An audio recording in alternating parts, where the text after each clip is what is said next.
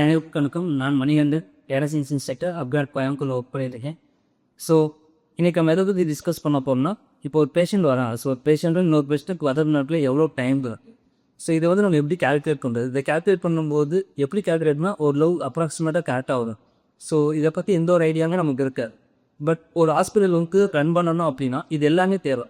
ஒரு பேஷண்ட்டுக்கும் இன்னொரு பேஷண்ட்டுக்கும் எவ்வளோ டைம் இருக்குது, ஸோ எத்தனை பேஷண்ட் ஒரு நாளைக்கு வருவாங்க, இது எல்லாமே தெரிஞ்சுக்கணும்.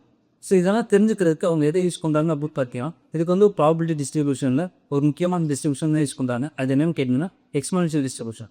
ஸோ எக்ஸ்போனென்ஷியல் டிஸ்ட்ரிபியூஷன் யூஸ் பண்ணும்போது ஒரு பேஷண்ட்டுக்கும் இன்னொரு பேஷண்ட்டுக்கு வர நடுவில் எவ்வளோ டைம், ஸோ இதை நம்ம கால்குலேட் பண்ணுறதா ஒரு நாளைக்கு எவ்வளோ பேஷண்ட் டாக்டர் பார்க்கலாம். ஸோ இதை வந்து நம்மளால் கொடுக்க. ஸோ இன்னைக்கு வீடியோவில் நம்ம எக்ஸ்போனென்ஷியல் டிஸ்ட்ரிபியூஷனை பற்றி ரொம்ப டீட்டெயிலாக பார்த்துக்கலாம். வாங்க வீடியோ போய் பார்க்கலாம். Hi everyone. ஸோ நம்ம ப்ரீவியஸ் வீடியோவில் பார்த்தீங்கன்னா ப்ராபபிலிட்டி டிஸ்ட்ரிபியூஷன் கவர் பண்ணிட்டு இருக்கோம்.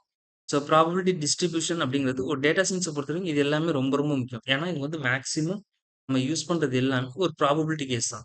ஒரு மாடல் நீங்கள் பில்ட் பண்ணுறீங்க, ஸோ ஒரு மெஷின் லேர்னிங் மாடல் பில்ட் பண்ணுறீங்கன்னா இந்த மாடல் வந்து உங்களுக்கு கொடுக்கக்கூடிய அந்த அக்யூரசி இது எல்லாமே வந்துட்டு ஒரு ப்ராபபிலிட்டி தானே தவிர எல்லாமே ஒரு ப்ராபபிலிட்டி தானே தவிர இது எல்லாமே எக்ஸாக்டாக நடக்க போகிறது இல்லை.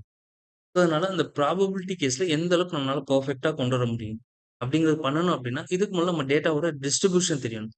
நம்ம டேட்டா எந்த மாதிரி ஒரு டிஸ்ட்ரிபியூஷனை ஃபாலோ பண்ணுது அப்படின்னு தெரிஞ்சுன்னா அதுக்கேற்ற மாதிரி நம்மளால அப்ளை பண்ண முடியும். ஸோ இங்கே வந்து நம்ம ஒரு எக்ஸாம்பிள் எடுத்துருக்கோம்.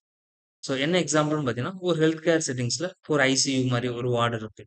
இந்த வார்டில் வந்து எவ்வளோ பேஷண்ட் வந்து அரைவல் ஆகுறாங்க அப்படிங்கிறது இங்கே வந்து ஒரு டைம் பேஸ் பண்ணி எடுத்திருக்கோம். ஸோ இதே எவ்வளோ பேஷண்ட் வந்து ஒரு நாளைக்கு வருவாங்க. ஸோ ஒரு ஹவர் எடுத்துருக்கோம்னு வச்சுங்களேன். ஒன் டேல எவ்வளோ பேஷண்ட் வருவாங்க அப்படின்னு சொல்லி நான் கால்குலேட் பண்றேன். So how many patients will come. So இது என்ன டிஸ்ட்ரிபியூஷன் பார்த்தீங்கன்னா, இதுதான் பாய்சான் டிஸ்ட்ரிபியூஷன். ஸோ அந்த ஒரு நாள்ல எவ்வளோ பேஷண்ட் வருவாங்க. அதுவே எக்ஸ்போனென்ஷியல் டிஸ்ட்ரிபியூஷன் அப்படின்னு போகும்போது, ஒரு பேஷண்ட் வர்றதுக்கும், இன்னொரு பேஷண்ட் வர்றதுக்கும் எடுத்துக்கிற அந்த டைம நம்ம ப்ரெடிக்ட் பண்றது. 2 பேஷண்ட் நடுவுல எவ்வளோ டைம் எடுக்கும் அப்படின்னு சொல்லி நம்ம ப்ரெடிக்ட் பண்றது தான் exponential distribution. So exponential distribution predicts the waiting time between the events. So ஒரு பேஷண்ட் வர்றதுக்கும், இன்னொரு பேஷண்ட் வந்து போறதுக்கும் உள்ள அந்த ஈவென்ட்ஸுக்கு நடுவில் உள்ள அந்த டைமை ப்ரெடிக்ட் பண்றது தான் எக்ஸ்போனென்ஷியல் டிஸ்ட்ரிபியூஷன். ஸோ எக்ஸாம்பிளுக்கு இப்போ நம்ம வந்து ஒரு ஆவரேஜ் டைம், ஸோ ஆவரேஜா ஒரு பேஷண்ட்டை ஒரு டாக்டர் பார்க்குறதுக்கோ, ஒரு பேஷண்ட் பார்க்குறதுக்கோ ஒரு 15 மினிட்ஸ் எடுக்குது. ஸோ இது வந்து நம்மளோட ஆவரேஜ். ஆனா நம்ம வந்து ப்ராபபிலிட்டி பேஸ் பண்ணி போகும்போது நமக்கு ஒரு ஃபேவரபிள் இருக்கும். என்னோட ஃபேவரபிளுக்கு ஏத்த மாரி நான் வந்து டிராவல் பண்றேன் அப்படின்னு போகும்போது, find the probability that the next arrival அடுத்து வரப்போற பேஷண்ட் வந்து டேக்ஸ் மோர் தென் 20 மினிட்ஸ். 20 நிமிஷத்துக்கு மேல வர்றதுக்கு எவ்வளோ சான்ஸ் இருக்கு?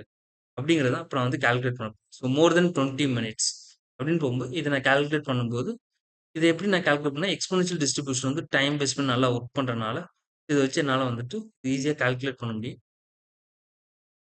ஸோ இது கால்குலேட் பண்ணணும் அப்படின்னா, இதுக்கு என்னெல்லாம் தேவை அப்படின்னு போகும்போது நமக்கு தெரியும். ஸோ ரேட் அப்படிங்கிறது வந்து லாம்ப்டா. ஸோ ரேட் அப்படின்னா ஒரு லாம்ப்டாங்கிறது நம்மளோட ஆவரேஜ் ரேட். ஒரு பேஷண்ட் அரைவ் ஆகுறதுக்கு எவ்வளோ நிமிஷம் இருக்குன்னு பார்த்தோம்னா 15 மினிட்ஸ். ஸோ இந்த ரேட்டோட ஃபார்முலா வந்து லாம்ப்டா ஈக்குவல் டு 1/15. லாம்ப்டாவோட வேல்யூ பார்த்தீங்கன்னா 0.0067. ஒரு பேஷண்ட் 15 மினிட்ஸ் ஆகும். அதே மாரி இந்த எக்ஸ்போனென்ஷியல் டிஸ்ட்ரிபியூஷன நம்ம மெயினா இன்னொன்னு என்ன சொல்லலாம், மெமரிலெஸ் ப்ராப்பர்ட்டி அப்படின்னு சொல்லுவோம். ஏன்னா, ஒரு டிஸ்ட்ரிபியூஷன நோக்கி இன்னொரு டிஸ்ட்ரிபியூஷன் வந்து டிபெண்ட் ஆயிருக்காது. அதாவது ஒரு ஈவென்ட் நடக்குது அப்படின்னா, நெக்ஸ்ட் ஈவென்ட் வந்து எப்போ வேணாலும் நடக்கலாம். இந்த டைம் தான் நடக்கும். இவ்வளோ ரேஞ்சில தான் நடக்கும் அப்படின்னு சொல்லி நம்மளால சொல்லவே முடியாது. ஸோ அதனால இந்த இந்த எக்ஸ்போனென்ஷியல் டிஸ்ட்ரிபியூஷன் நம்ம என்ன சொல்றோம்னா, இண்டிபெண்டன்ட் ஆக்சுவலா இது வந்து ஓகேங்களா? ஸோ அதனால மெமரிலெஸ் ப்ராப்பர்ட்டீஸ். ஏன்னா இதுக்கு முன்னாடி ஈவென்ட் வந்து எப்போ வேணாலும் நடந்திருக்கலாம். அடுத்த ஈவென்ட் வந்து எப்போ வேணாலும் நடக்கும். ஸோ அதனால வந்து எந்த ஒரு இதுவுமே இருக்காது. So distribution is unique because the probability of an event occurring in the next minute. So அடுத்த செகண்டோ, அடுத்த மினிட்டோ நடந்தாலும் அது வந்து இண்டிபெண்டன்ட்டா இருக்கும். ஸோ டைம் வந்து எவ்வளோ போனாலும். ஸோ இங்க வந்து நம்ம வந்து 20க்கு மேல கால்குலேட் பண்றோம்னா, யோட வேல்யூ 20ன்னு வச்சு நம்ம த்ரெஷ்ஹோல்ட். நம்மளோட த்ரெஷ்ஹோல்ட் பாயிண்ட் வந்து அந்த 20ன்னு வச்சு நம்ம ஸ்டார்ட் பண்றோம். ஸோ இப்போ நம்மளோட mathematical formula P of X இது வந்து 20க்கு மேல இருக்கும். X greater than T. நம்ம 20க்கு மேல கால்குலேட் பண்றோம்னு போகும்போது, so e to the power minus lambda t தான் எக்ஸ்போனென்ஷியலுக்கு நம்ம யூஸ் பண்ணக்கூடிய இந்த ஃபார்முலா. ஸோ லாம்ப்டாவோட வேல்யூ வந்து நம்ம ஆல்ரெடி கால்குலேட் பண்ணோம். Tங்கிறது டைம். ஸோ லாம்ப்டாவோட வேல்யூ வந்து இப்போ லாம்ப்டாவோட வேல்யூ என்னன்னா 0.067 இன்டூ T. Tங்கிறது டைம். டைம் வந்து 20 இது கொடுத்துருக்கோம். ஸோ -1.34 வருது. ஸோ -1.34 நம்ம கால்குலேட் பண்ணோம். அப்ராக்ஸிமேட் வேல்யூ எவ்வளோ வருதுன்னு பார்த்தீங்கன்னா 26.2%. ஸோ என்னன்னா 20 மேல அடுத்த பேஷண்ட் வர்றதுக்கு 20 நிமிஷத்துக்கு மேல ஆகுறதுக்கு எவ்வளோ சான்ஸ் இருக்குன்னு பார்த்தீங்கன்னா 26.2% வந்து சான்ஸ் இருக்கு. அப்படிங்கிறது நம்ம வந்து கால்குலேட் பண்ணணும். ஸோ இந்த மாரி ஒவ்வொரு டிஸ்ட்ரிபியூஷன யூஸ் பண்ணி நம்மளால வந்துட்டு நெறைய லைவ் ஈவென்ட்ட கால்குலேட் பண்ண முடியும். பட் இது வந்து எக்ஸாக்ட்டா இருக்குமான்னு கேட்டா, மேக்ஸிமம் இருக்கு. ப்ராபபிலிட்டி பேஸ் பண்ணி தான் நம்ம கால்குலேட் பண்றோம். ப்ராபபிலிட்டி அப்படிங்கிறது நம்மளோட ஃபேவர பேஸ் பண்ணி நம்ம கால்குலேட் பண்றோம். ஸோ இங்க வந்து நம்ம சில எக்ஸாம்பிள்ஸ் எடுத்துக்கலாம். ஒரு கால் சென்டர் இருக்கு. கால் சென்டர் எடுக்கும்போது timing between the incoming customer கால் அதே மாரி இப்போ ஒரு கஸ்டமர் கால் வருது. அடுத்த கஸ்டமர் கால் வரக்கு எவ்வளோ டைம்? ஸோ இது 2த்துக்கும் நடுவுல உள்ள நம்மளால டைம் கால்குலேட் பண்ண முடியும். அதே மாரி இப்ப இ-காமர்ஸ பொறுத்தவரைக்கும் பார்த்தீங்கன்னா, ஒரு ஆர்டர் பிளேஸ் ஆயிருக்கு. இன்னொரு ஆர்டர் அந்த வெப்சைட்ல பிளேஸ் ஆக எவ்வளோ டைம் எடுக்கும்? ஸோ இந்த 2 ஈவென்ட் நடக்கிறதுக்குள்ள எவ்வளோ டைம் எடுக்குங்கிறத கால்குலேட் பண்ண முடியும். அதே மாரி இது வந்து பிசிக்ஸ்ல யூஸ் பண்ண முடியும். ஸோ ஒரு ரேடியேட்டர் பார்ட்டிகிள் வந்து டிகே ஆகுறதுக்கு எவ்வளோ நாள் ஆகும்? இது எப்போ வந்து ஸ்லோவா டிகே ஆயிட்டே போகும்?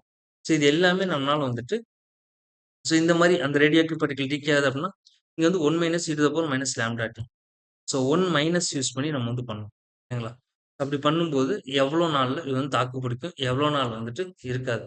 அப்படிங்கிறத நம்மளால கால்குலேட் பண்ண முடியும்.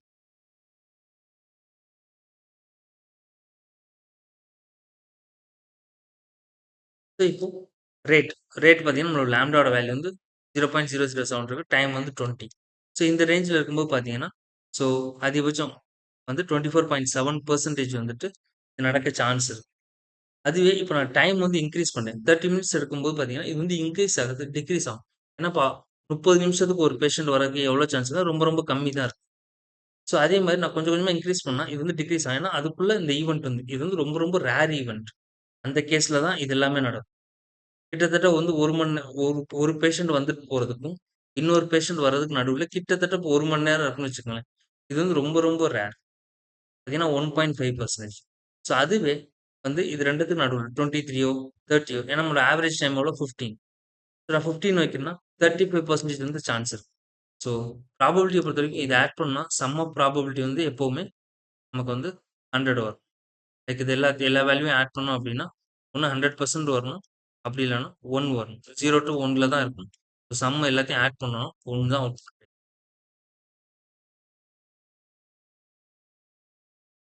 ஸோ இங்க வந்து நான் வந்து உங்களுக்கு 2 குயிஸ் குடுத்துருக்கேன். ஸோ ஃபர்ஸ்ட் குயிஸ் என்னன்னா, so lambda equal to 0.5 what is the P of X greater than 2 விட அதிகமா இருக்க எவ்வளோ சான்ஸ்? இது ஃபர்ஸ்ட். செகண்ட் கொஸ்டின் வந்து does the exponential model distribute the number of events or the time between them? Exponential model வந்து number of events பத்தி சொல்லுதா? இல்ல அது 2த்துக்கு நடுவுல இருக்க டைம் பத்தி சொல்லுதா? ஸோ இது 2க்கும் ஆன்சர் தெரிஞ்சுச்சுன்னா கீழ கமெண்ட்ஸ் பண்ணுங்க. அதே மாரி அப்கிரேட் யூடியூப் சேனலுக்கு சப்ஸ்கிரைப் பண்ணுங்க. Thank you.